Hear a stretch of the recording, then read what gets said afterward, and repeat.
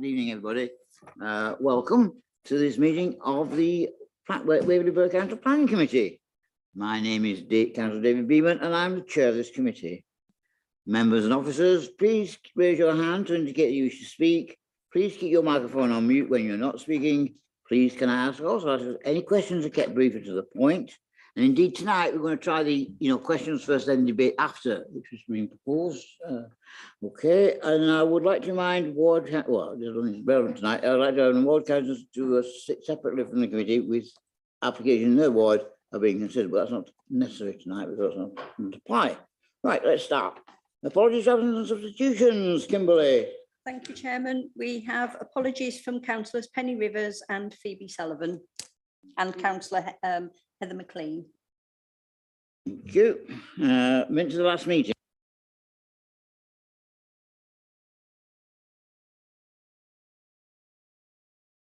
Agreed. Declarations of interest, Kimberly. None received prior to the meeting, Chair. Councillor Morrison has his hand up, Chairman. Yeah, I think you go. It's just a member of the Surrey Wildlife. Thank you very much. Questions by members of the public? None received, Chair. Questions from members? None received, Chair. Or legislation since the last meeting? No. Okay, well, then we move on to the main items on the agenda, which are two not subject to public speaking. The first one is WA 2021-01837, the land centre coordinates 506215, 140275, south of Hamlets Lane, north of Russet Grove Family. An outline application for the erection of 12 dwellings and associated works with all matters reserved as amended by drainage information received on the 20th of August, amended plan and transport 2021, amended plan and transport statement received on the 2nd of November 2022, and drainage and arboricultural information received on the 17th of March 2023, amended description. Now, this application was heard and deferred at the last season planning committee, and ironically, apart from Penny Rivers, who's not here tonight, there's no member of that committee who is here tonight. But I did circulate a link to if anybody did have time to watch the proceedings so they understood why this matter was deferred. Anyway, Philippa. Thank you, Chair, and good evening, members. I'll just share my screen.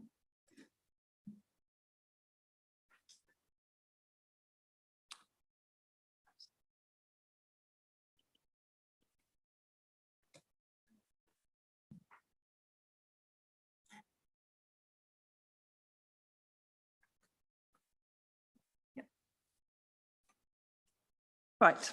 The application was considered at the Eastern Area Planning Committee on the 19th of April 2023. The committee resolved to defer the application pending further detail regarding how the proposed development would accord with policy DM1 of Local Plan Part 2, specifically including biodiversity net gain, water quality and climate change. The committee asked for further consideration of water supply as well in the area.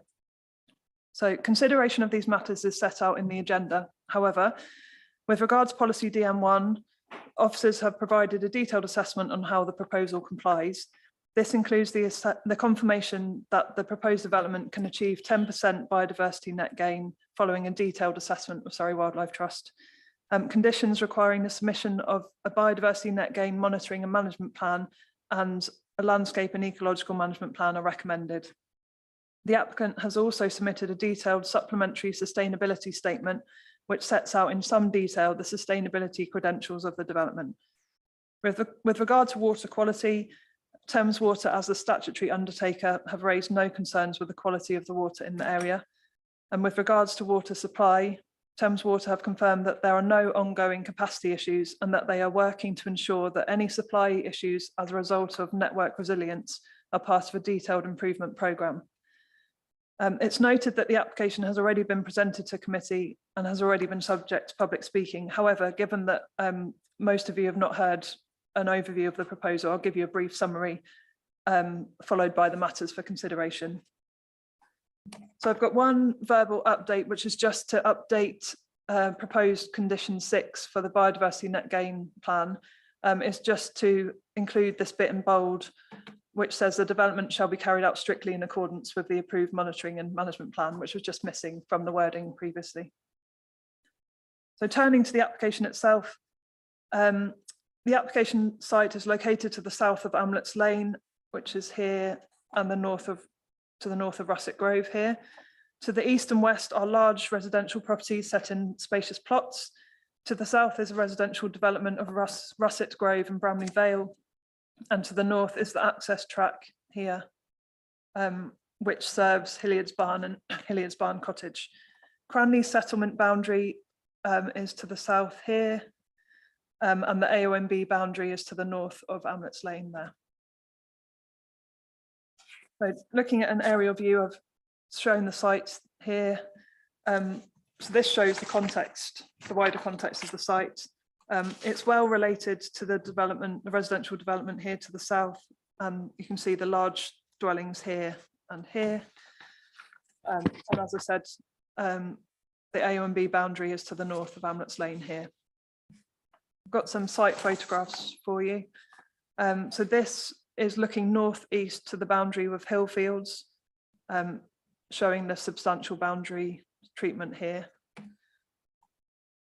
This is looking north, so directly up through the site. This is looking northwest towards the boundary of Hilliard's Barn and Hilliard's Barn Cottage. This one is looking north along the shared boundary with Hilliard's Barn and Hilliard's Barn Cottage. That's looking towards Hilliard's Barn Cottage. This photograph is looking northwest towards the corner of the site and the access for Hilliard's Barn Cottage.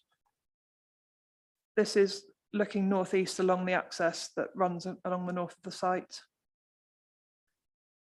This is looking southeast towards the development of Russet Grove. Looking east towards the boundary of Hillfields. This shows the existing access to the field of Amlets Lane. This is looking south towards Russet Grove there. And that's just a closer version of that, looking at Russet Grove. Oh, as is that. Okay, so the application seeks outline approval for 12 units and all matters are reserved for future consideration. So tonight, members are asked to consider the acceptability of the principle of the development on this site. Access, appearance, landscaping, layout and scale would be subject to separate consideration should outline be granted. This indicative plan seeks to demonstrate one possible layout for the proposed development. Here we see access from Russet Grove with the dwellings arranged around the SUDS features with a curved access road which reflects the character and layout of the residential development below. The indicative plan shows a woodland buffer to the north and pedestrian access through to Russet Grove there. So turning to the main matters for consideration. So the application site is outside but directly abutting the defined settlement of Cranley.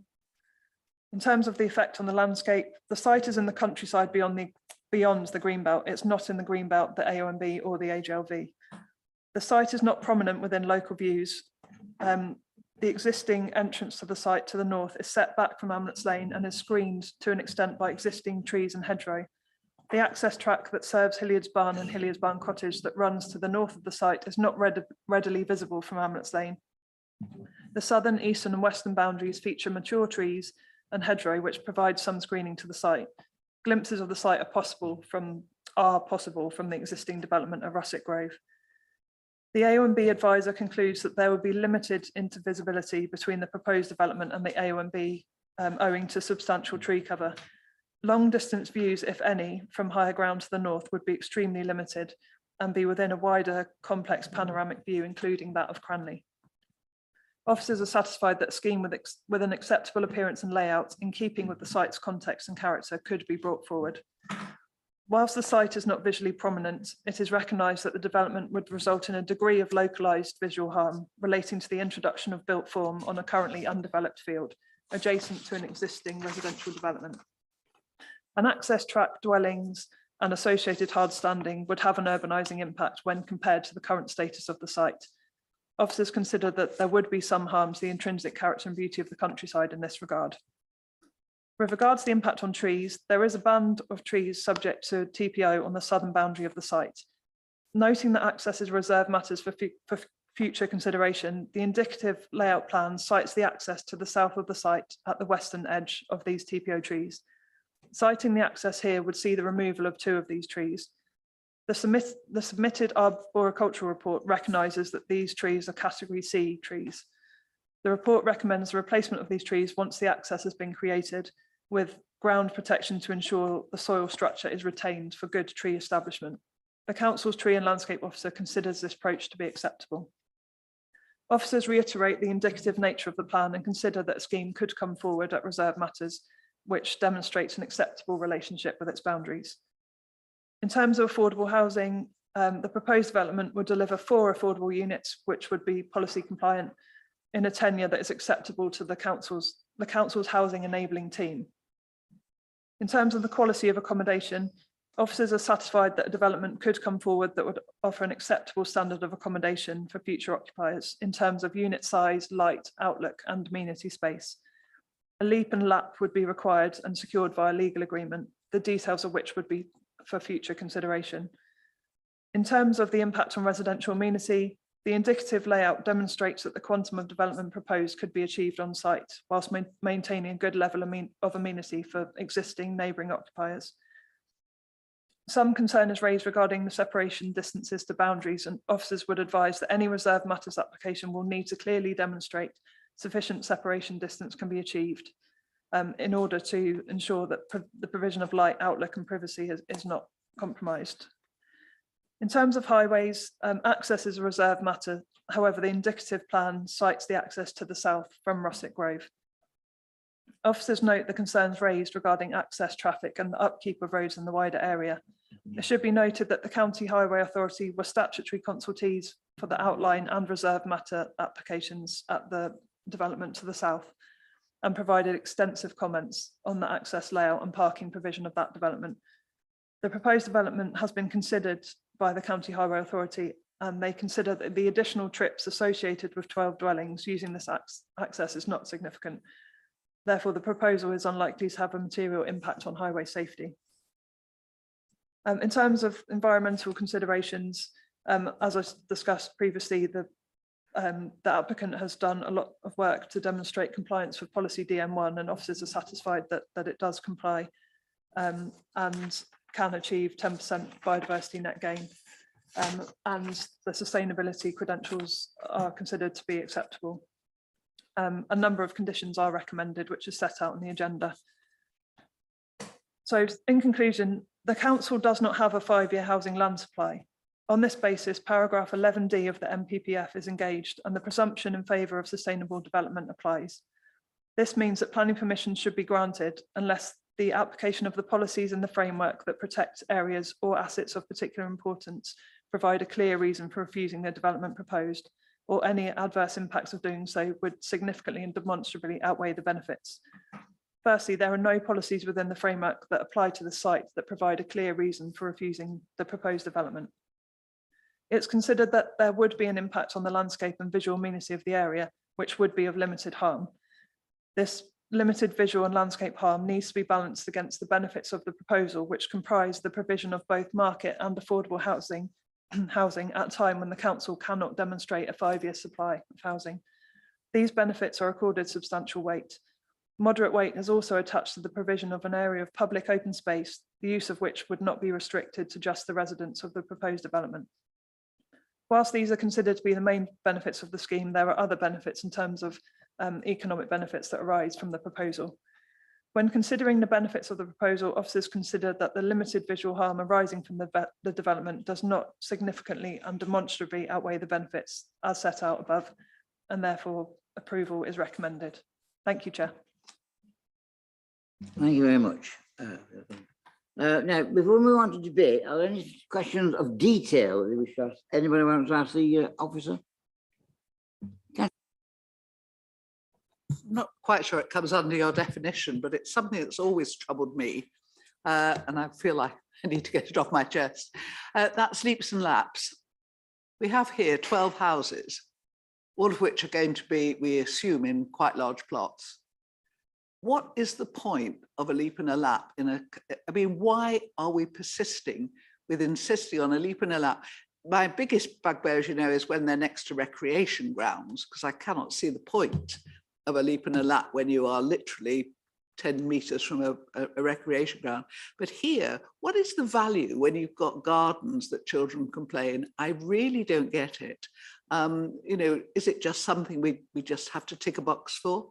Because for 12 houses, I can't see why a nice bit of green space in the middle just to look at and nice large gardens for the children to play in would be more than enough. So someone could just enlighten me on leaps and laps. I loathe them with a passion. Interesting question. Who's going to answer that question? Trevor. Thank you, Chair, and thank you, Councillor Coburn. So the idea of policy LR, I think it's LRC1 of local plan part 1, is that a range of sort of open space and play space should be provided. And yeah, the policy says that for applications of this size, it would be required to provide both in order to give that range of kind of amenity space to future occupiers. So could I just come back on that, Chairman? For 12 houses, I mean, I'm reading this correctly, am I? 12 houses. The houses either side, east and west, are big with enormous gardens, you know, which would be lovely. And then you've got these 12 houses, all of which are meant to have, presumably, adequate amenity space, more than adequate, in fact, to go with the size of the housing. And why do you take away that amenity space per house to put in a leap and lap? I really just don't get what the social impact of putting in a leap in a development as small as this actually gives you. I mean, children play in each other's gardens, don't they? Or have they changed that much that they have to walk to a leap or a lap to get their entertainment? Councillor Rubini and Councillor Spence. Thank you, Chair. It says in here about a request by the Secure by Design officer about making this up to Secure by Design standard for the houses. Is that going to be adopted, or perhaps the officers could give me some sort of guide?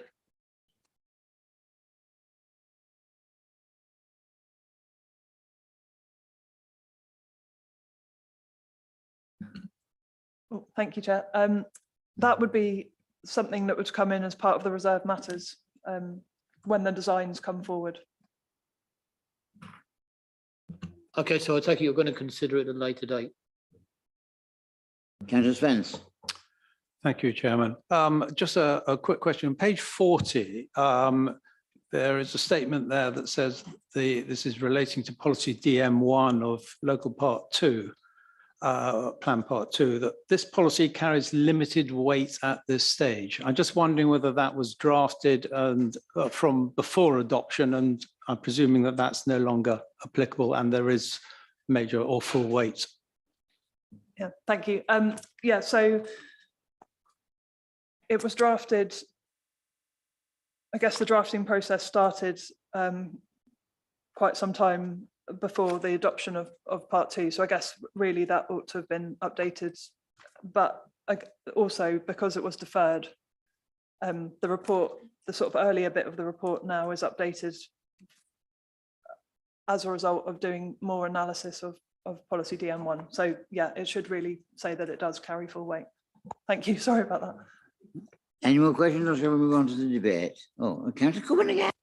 Yeah, this is on a different matter completely, because we know we're in the tilted balance and we know all the issues that raises with what weight to give to what policy.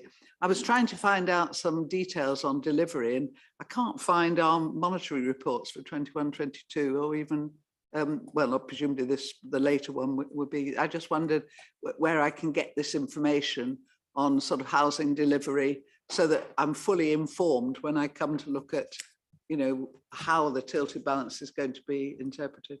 Thank you. Kimberly. Thank you, Chair. Thank you, Councillor Coburn. Yes, I think that's a strategic issue, and I'll be taking that away with policy colleagues to provide an update on where that information is and when it become available for you. That's great, thank you, you. because we can't make the distinction between policy and DM. We need to know the policy and the update to policies if we're going to make informed decisions, you know, using the DM policies, don't we? Thank you very much. All right, if that's any questions, any debate on this issue? Wish to debate? Mr. Rini? Thank you, Chair. I've looked at this obviously like we all have. When I read the detail, there's a couple of minor things. First of all, we all know that Cranley, Hazelmere, and one or two other areas are always short of water and always have problems with sewage. I like the idea here where Thames say that they are going to improve the water by 2025 by the time that these houses are built. Now, I know we can't impose conditions on them to say that they can't build them until that completion. However, as long as they keep their word and do build it, extra resources, then that's something I'd be very pleased about, not only for this application, obviously, but looking to the future as well. So it's good at least to see that Thames are saying that they recognise there is a shortage of water and they're doing something about it. The second thing is that I note that Cranley have no objection to this, and I see that they've moved the entranceway to it through the estate rather than coming off Hamlet's Lane. So putting those two things together and others, personally, I'd be quite happy to pass this and accept the recommendation to agree. Thank you. Yeah, any other councillor wish to speak? Councillor Morrison, then Councillor Morrison. Thank you, Chair. I noticed in the report from Thames Water that they've actually completely missed out about the sewage. Yeah, I'm afraid residents of Cranley do not have very much faith in Thames Water. The continual breakdowns of water supply, but they haven't said anything about the sewage. I know in a council meeting, not a council meeting, but a meeting arranged by the council back in November of last year, Thames Water did sort of say they'd be working on the sewage, but we've had no further updates on that. So that would be my sort of main concern. And while I note that the highways have actually looked at the approach from Russet Grove into the new development, it is actually on a bend, which, having gone down there and looked at it, is a lot worse than it shows on the plan. It is Russet Grove is a very narrow street, like a lot of modern developments. So that does concern me a little bit. But generally, I think most people have not actually raised any real concerns. It's just the residents. So I think I'm sort of moving more towards voting in favour of this. Thank you. Yeah, of course, the access to the site is still not in, it will be a reserve matter. So we'll, anyway, Councillor Austin. Thank you, Councillor. Well, first of all, just on the water thing, was there not something in about Netley Mill being completed in this regulatory cycle by Thames Water? I'm well up on this because we're in Bramley downstream of it. They're meant to be doing Netley Mill and putting in the new transfer main by 2025 in this regulatory cycle. Not defending Thames Water, but it's just that's what is happening. Second of all, I use Hamlet's Lane every day, multiple times. I'm wondering, my concern is with this development is it absolutely certain that the access will be from the south? I know it's a reserved matter, but for me, that's quite a determining issue, that there is an absolute prohibition on the access being from the north, because I use that road every day. It's not quite 2 lanes. It's often deep potholes, water running down it, shaded. It's often closed. The current access into the existing development and access via Russet Grove is acceptable, and I can't see that 12 houses would produce that much more traffic. But access from the north of that site on that blind, it's on a little bend, it's dangerous. Is there any way of putting in some sort of absolute prohibition at this stage about that? And because the Russet Grove access for me on the south side is the sensible thing to do. Absolutely. you know, I mean, I think that was an issue that generated some debate at the Eastern Planning Committee, I think, actually. Do you want to answer that question? Thank you, Chair. Thank you, Councillor. So whilst it is a matter for future consideration, the red line at the top doesn't go to Amlets Lane, so that wouldn't, it doesn't reach up there in order for that to be a possibility.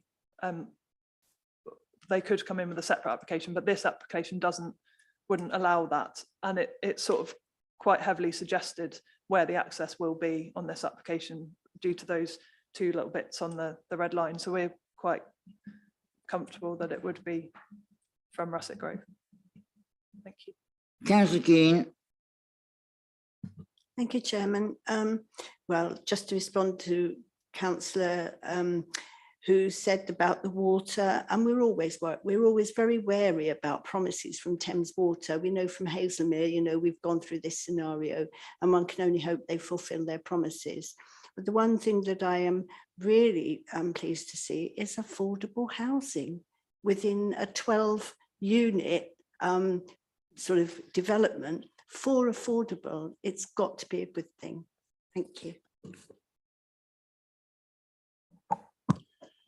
Thank you, Chair. I had two concerns with this application, and I think you've kind of certainly dealt with one of them, and that was I shared the concern of Councillor Austin about the access. What I hear you saying is, should the access go from Amlets Lane, there will probably need to be another application altogether. So that sorts that one out for me. The other is the concern, I think, raised by a number of the other councillors about the water supply and the sewage.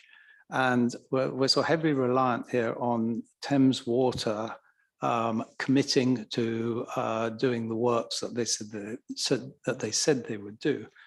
I just wonder, is it possible to put a condition or to add to one of the conditions here that occupancy of these buildings should not take place until those works are completed? That would at least enable the construction to go ahead. But you know, the issue to me is the occupancy for sewage. So I ask that as a question. Thank you. You can answer that, officer.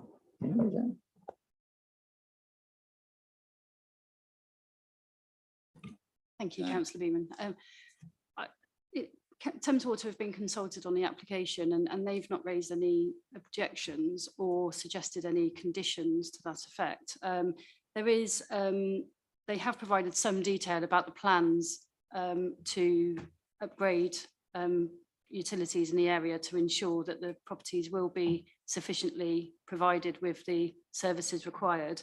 And I doubt they would be occupied in any case without the sufficient to be habitable in terms of having supply and sewage and building regulations approval and things like that. So I don't think it would be reasonable in this instance to require that, or even necessary.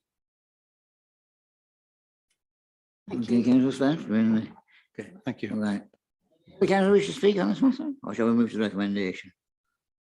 Okay, well, guess what? We're going to have electronic voting tonight. So somebody else will vote. Yeah, okay. The recommendation is recommendation A, that delegated authority be granted to the Executive Head of Planning Development to grant outline planning permission, subject to 1, the completion of a Section 106 legal agreement within 6 months of the resolution to grant to secure the provision of affordable housing, access to and maintenance of play space and public open space, conditions and informatives as amended. And 2, the imposition of the conditions set out in the report and any additional amended conditions deemed necessary by the Executive Head of Planning Department. And recommendation B is that in the event that the council recommendation A are not met, permission be refused on the grounds of lack of legal agreement to secure the matters listed in recommendation A. Now, to vote for that recommendation, press the green flashing light, and if you want to vote against, it's the red, and if you want to abstain, it's the blue. Okay, all right, let's go.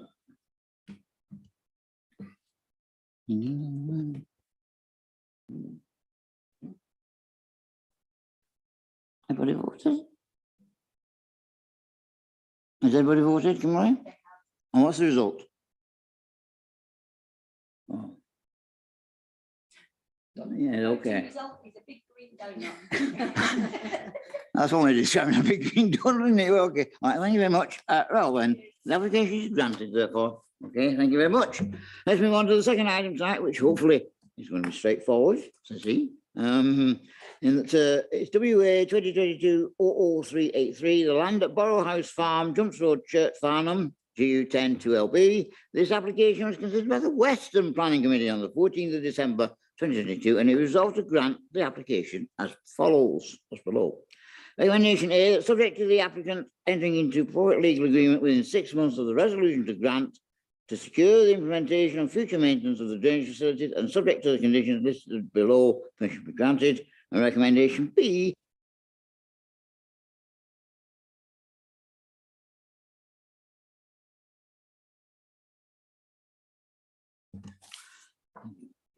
the application is being referred back to the planning committee as the section 106. Agreement has not been completed within the 6 months period. The section 106 has been addressed, but a further 3 months is required to conclude the agreement. Philippa, do you want to add anything? No, I don't. Well, it was, shall I just say briefly, just for the benefit of, so just very briefly, Councillor Beaman has done quite a good summary for me. But yeah, the application was considered in December and there was a resolution to grant subject to the completion of 106 within 6 months. That has taken a bit longer than anticipated, but is almost in its sort of final stage. So we just are requesting a further 3 months to complete the legal agreement. Also during, let's pop that on there. Due to the length of time that's elapsed since the resolution, we've now adopted local plan part 2. Officers are satisfied that the application is in accordance with local plan part 2, but have recommended the addition of an additional condition regarding biodiversity net gain, which is as set out in the agenda, but much like the previous item, we have updating it to ensure that it's carried out in accordance with the approved plan. So yeah, it's not an opportunity to sort of reopen the debate. It's just to ask if we could have a bit longer to finalise the legal agreement. Thank you, Chair. Thank you very much. Questions and debate, any councillors? No? Okay, right. We're going to move to the recommendation, therefore. And it's a revised recommendation. As a result of the changes outlined, the amended resolution would be recommendation A, that subject to the applicant entering into a private legal agreement by 25th of October 2023, unless an alternative date is subsequently agreed by the chair and vice chair of the planning committee, hopefully not necessary, to secure the implementation and future maintenance of the drainage facilities and subject to conditions 1 to 27 and comments 1 to 8, permission be granted. Recommendation B, that in the event that the requirements of recommendation are not met, permission be refused. Again, green for yes, well, to support that recommendation, red for no, and blue for abstain. Please vote, please.